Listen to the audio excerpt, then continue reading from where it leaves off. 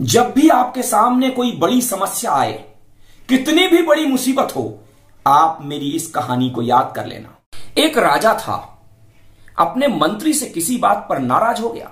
उसने मंत्री को फांसी की सजा सुना दी। मंत्री को फांसी की सजा होने वाली थी, लेकिन शाम को एक अजीब घटना घट गई। मंत्री महोदय घोड़े पर सवार होकर अपने घर पहुंच गए। घर वाले उनको आश्चर्य से देख रहे थे। ये क्या अजूबा हो गया? मंत्री से उनकी पत्नी बोली, आज तो तुम्हें फांसी की सजा होने वाली थी और आप तो घोड़े पर घर आ गए। मंत्री बोला, जब भी किसी को फांसी की सजा सुनाई जा रही होती है तो राजा साहब उससे मिलने जाते हैं। मेरे से भी राजा साहब मिलने आए। मैंने सोचा कि अब मुझे आखिरी दांव खेल लेना चाहिए। मुझे एक उपाय नजर आया। जैसे ही राजा साहब मेरे पास आए, मैं फूट फूट कर रोने लगा। महाराज बोले, क्यों रोते हो? जब तुमने गलती की है तो उसकी सजा तो भुगतना होगी। फांसी की सजा तो तुमको जरूर होगी। मंत्री ने कहा कि महाराज, मैं फांसी की सजा के कारण नहीं रो रहा हूं। मैं एक कला जानता था, एक ऐसी अद्भुत कला जो किसी के पास नहीं है। वो कला मेरे साथ ही चली जाएगी।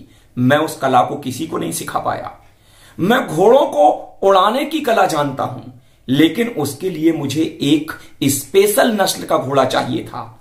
आज आप जिस घोड़े पर बैठकर आए हैं, वही नस्ल का घोड़ा है जिसे मैं उड़ा सकता हूं। महाराज लोभी थे। महाराज के मन में लोभ आ गया। महाराज बोले, तुम कितने दिन में उस घोड़े को उड़ा सकते हो? मैंने कहा, महाराज 1 साल में। महाराज बोले, तुम्हें 1 साल का समय दिया। अगर तुम इस 1 साल में घोड़े को उड़ा पाए तो तुम्हारी फांसी की सजा माफ तो होगी ही, मैं तुम्हें अपना दामाद बना लूंगा। और अगर तुम इस घोड़े को नहीं उड़ा पाए तो तुमको फांसी की सजा हो जाएगी। मैंने कहा, महाराज 1 साल में तो घोड़े को मैं उड़ा ही दूंगा। मंत्री की पत्नी जोर से चिल्लाई, तुम ऐसा कुछ नहीं जानते हो। मैं जानती हूं तुम कोई चमत्कार नहीं जानते हो। तुमको घोड़े को उड़ाना नहीं आता है। मंत्री जी ने कहा कि तुम सही कहती हो, मैं घोड़ों को उड़ाने की कला नहीं जानता हूं, लेकिन बचने के लिए इससे अच्छा उपाय कुछ हो ही नहीं सकता था। बचने का यह सबसे अच्छा उपाय था।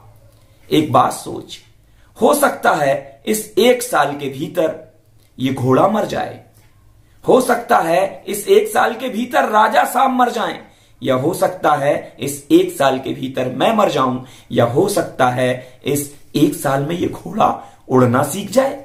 कुछ भी हो सकता है। अब मुझे 1 साल को पूरी तरह जीना है, एंजॉय करना है। यही हमारे साथ होता है।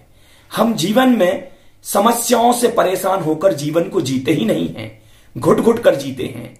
जो जीवन हमें जीना चाहिए उसको हम जीते ही नहीं हैं।